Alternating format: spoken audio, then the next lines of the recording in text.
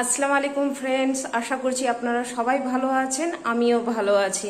তো এখন বাজে ঘড়িতে 10টা। আজকের দিনটা আমি এখান থেকেই শুরু করলাম। বর এখন বের হলো কাজে। আজকে দেরি করেই বের হয়েছে, 10টা বেজে গেছে, এখন বের হলো। আর আমি এখন রান্না করব। আসলে আজকে সকাল থেকে ইচ্ছে করছিল না যে কিছু করি। আজকে একটু শরীরটা হয়তো ভালো লাগছিল না, কিন্তু কি করব, উপায় নাই। বাড়ির মা বউ বলে কথা, আমি যদি শুয়ে থাকি তাহলে তো সবাই শুয়ে থেকে যাবে, তাই না? সত্যি বাড়িকার বউদের কত দায়িত্ব, মাদের কত দায়িত্ব থাকে। আমরা শুয়ে থাকা মানে সবাই শুয়ে থেকে যায়, তাই না? কিছু করার থাকে না।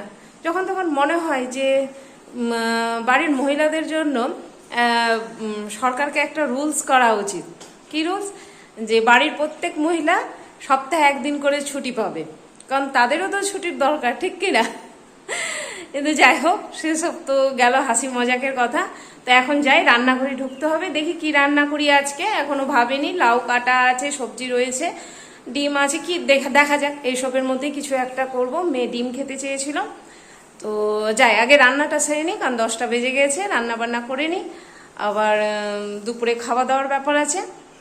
আর আজকে সকালে টিফিন করেছিলাম আমি, কি বলে, নির্ধোসা যেটা বলে সেটা করেছিলাম, আর চিতাই করেছিলাম এক রকমের। পর চিতাই খেলো আর মেয়ে নির্ধোসা খেলো। আমি চা বিস্কিটই খেয়েছি, আজকে খাইনি কিছু। তো আচ্ছা, ঠিক আছে, আগে রান্না সেরে নিই, তারপর আপনাদের সাথে দেখা হচ্ছে। তো চলে এসেছি চান করে, এদিকে রান্না বান্না সব কমপ্লিট হয়ে গেছিলো। দিয়ে সব ঘর দোর মুছে টুছে চান করে নিয়েছি। এবার খাওয়া দাওয়া হবে। ও, আপনাদেরকে তো দেখানোই হয়নি আজকে আমি কি রান্না করেছি। তো চলুন আপনাদেরকে দেখাই আজকে আমি কি রান্না করেছি।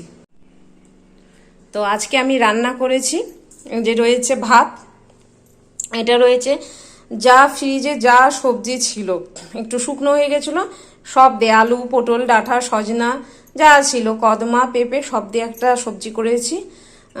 এতে রয়েছে লাউ ডাল এটা, আর এটা রয়েছে মেয়ের জন্য ডিম, আর একটু পাঁপড় ভেজে নেব।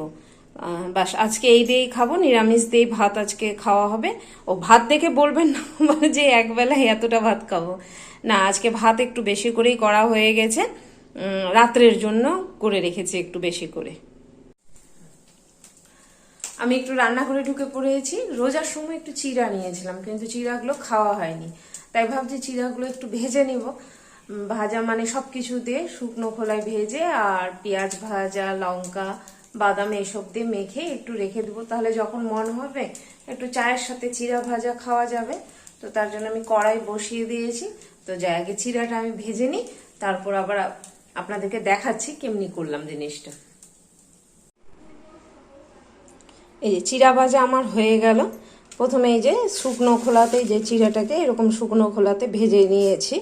তারপর পেঁয়াজটা সাদা তেলে পেঁয়াজ আমি এরকম লাল লাল করে ভেজে নিয়েছি। এই যে দাঁড়ান দেখাই আপনাদেরকে, এই যে হ্যাঁ, এরকম লাল করে পেঁয়াজটা ভেজে নিয়েছি। তারপর কাজু ভেজেছি একটু, আর কাঁচা বাদাম দিয়েছি, কাঁচা লঙ্কা আর কিশমিশটাকে ভাজিনি, কিশমিশটাকে জলে ভিজিয়ে রেখেছিলাম, জলে ভিজিয়ে উঠিয়ে নিয়েছি। আর দিয়ে এবার এটাকে একটু অল্প সরষার তেল দিব, একটু সাদা তেলও দিয়েছি, ওই যে ভাজা তেলটা যেটা ছিল ওটা দিয়ে দিয়েছি এতে। এবার এতে একটু সরষার তেল দিব, দাঁড়ান সরষার তেল একটু দিই। আর এই যে রাত্রের জন্য ডালটা গরম করে রাখলাম, নাহলে তো বুঝতেই পারছেন গন্ধ হয়ে যেতে পারে, একটু গরম করে নিলাম ডালটা। আর দেখি রাত্রে কি করে আলু ভাজাটা যা করতে হবে একটু। আর এই যে অল্প করে সরষার তেল দিয়ে দিলাম, দিয়ে এটাকে ভালো করে, ও একটু বিট লবণ দিতে হবে, দাঁড়ান একটু বিট লবণ দিয়ে দিই, ভুলে যাচ্ছি, দেখছেন তো বিট লবণটা কোথায় রেখেছি, দাঁড়ান।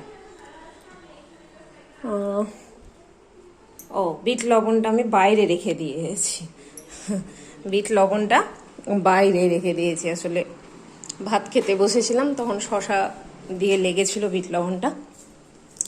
তো এই যে বিট লবণটা দিয়ে দিই এবার, পরিমাণ মতো বিট লবণ। একটু চাট মশলা দিলেও ভালো হয়, তো যাই হোক চাট মশলা দিব না আমি। এটাকে ভালোভাবে মেখে আপনি চাইলে পরে 1 মাস পর্যন্ত এটা আপনি স্টোর করে রেখে দিতে পারেন। ফ্রিজে রাখলে ভালো থাকবে, একদম কুড়মুড় থাকবে 1 মাস। আর বাইরে রাখলে একটু হয়তো নরম হলে হতে পারে, কিন্তু খুব সুন্দর টেস্ট থাকে। তো চলুন আমি এটা মেখে নিই, মেখে তারপর একটু টেস্ট করে দেখি কেমন হয়েছে। ওই যে দেখলেন চিড়াটা ভাজলাম, তো সবাই মিলে চিড়া খেলাম। চিড়া ভাজা খাওয়া হলো, চিড়া ভাজা আর কলা খেলাম। আজকে চা খাইনি, একটু মনে হচ্ছে যে একবেলা করে এখন চা মনে হচ্ছে বাদই দিতে হবে। আর এই যে মেয়ে বসে আছে। কি তুমি বাইরে বের হবে না? খালি ইচ্ছা করছে না, বাড়িতে বসে থাকো। হ্যাঁ, যেতে হবে না একটু বাইরে? আর তুমি কোথায় চললে? হ্যাঁ, একা একাই না, বউকে ছেড়ে। দেখছেন তো বন্ধুরা, বউকে ছেড়ে মাঠে যাবে ঘুরতে। বলেন এটা কি ঠিক না ভুল? হ্যাঁ, হ্যাঁ, মাঝে মাঝে যেতে হয় না। ঠিকই আছে, তুমি যাও। আমি ওই রাত্রের আলুটা একটু ভেজে নিই, রাত্রের জন্য আলুটা ভেজে নিই। দরজাটা ভিড়িয়ে দিবে, হ্যাঁ, টেনে দিবে দরজাটা। ঠিক আছে বেটা, তুমি উঠে একটু বেড়াও, একটু ছাদে যাও না, ছাদে যাও একটু।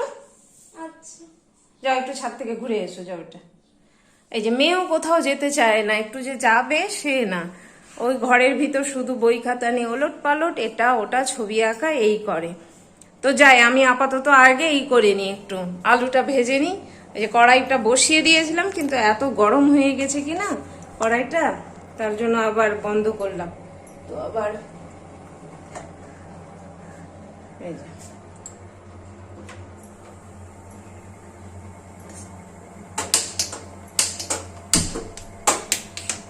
কড়াইটা বসিয়ে দিলাম। আর দেখি আলুটা ভাজি। দাঁড়া, এই যে আলুটা কেটে জল ঝরাবার জন্য রেখেছিলাম, তেল গরম হয়ে গেছে, কড়াই রেডি দিয়ে দিলাম।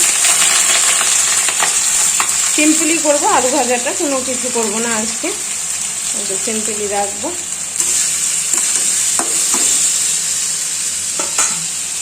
আলুটা একটু বড় হোক, হালকা আছে, আলুটা হতে থাকো। আর আমি একটু দাঁড়াবো, জানলাটা ঘুরিয়ে দিই, না হলে কি না খারাপ হয়ে যাবে, মশা ঢুকে যাবে। আলুটা ভাজা হচ্ছে, আমি একটু যাই ওপরে যাব, কাপড়গুলো দিয়ে আসি, কারণ কাপড় দিতে ভুলে গেছিলাম। আর এখনই দিয়ে আসি, সন্ধ্যা পড়ে গেলে আবার অসুবিধা হয়ে যাবে। ওই মানে উপরে কারেন্টের ব্যবস্থা এখনো হয়নি তো ঠিক মতো, তার জন্য একটু অন্ধকার লাগবে। তো আমি কাপড়গুলো দিয়ে আসি চট করে। ততক্ষণে আলু ভাজাটা আস্তে হালকা আছে বসিয়েছি, হয়ে যাক। তো সব কাজকর্ম সেরে আলুটা ভেজে নিয়ে আর আরও একটু ছোটোখাটো কাজ ছিল সেগুলো করে নিয়ে গেছিলাম ছাদের উপর। আমার মেয়ে আর ওর আব্বু দুজনে ওরা ছাদে গেছিলো, তো ওরা আবার আমাকে ডাকলো যে আমি আসো, খুব সুন্দর হাওয়া বইছে। তো গেলাম, গিয়ে দেখলাম ঠিকই খুব সুন্দর হাওয়া বইছিল, একটু বেড়ালাম, গল্প করলাম। ভাবলাম ওখানে ভিডিও করব, কিন্তু অন্ধকার হয়ে গেছে, তো তারাই আর করা গেল না। তো কোনোদিন দিনের আলোতে উঠলে আপনাদেরকে দেখাবো আমাদের ছাদ থেকে বাইরেটা কেমনি লাগে, ঠিক আছে কিনা। আর এখন এই যে নিচে চলে আসলাম, একটু মুখ চোখ ধুয়ে নিয়েছি, ধুয়ে মেয়ের কাছে বসলাম, মেয়েকে একটু যাই পড়াগুলো ধরি, তারপর তো আবার রাত্রের খাওয়া দাওয়া রয়েছে। আসলে সন্ধ্যাবেলাটা একটু বাইরে বের হলে বা একটু হাওয়া বাতাস খেলে বেশ ভালোই লাগে, তাই না?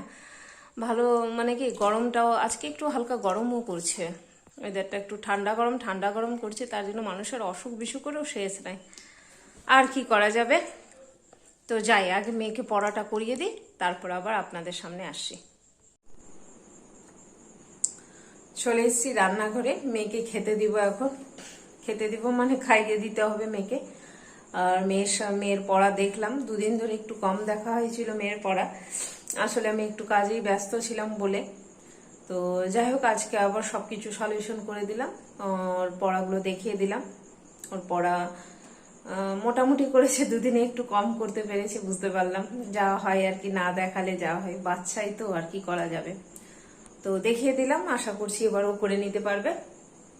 এখন বেজে গেছে 9:30 বেজে গেছে। তো যাই, ওকে আমি এখন খাইয়ে দিই।